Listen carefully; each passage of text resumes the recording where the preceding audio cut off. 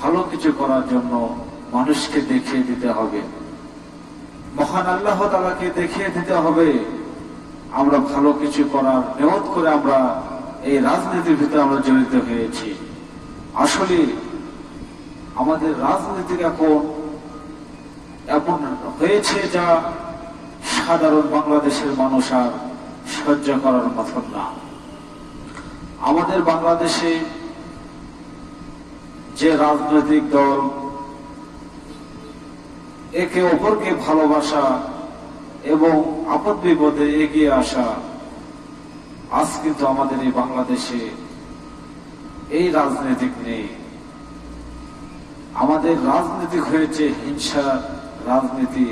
এই হিংসা রাজনীতি থেকে আমাদের এড়িয়ে চলতে হবে, কেননা এই রাজনীতি মানুষকে কখনো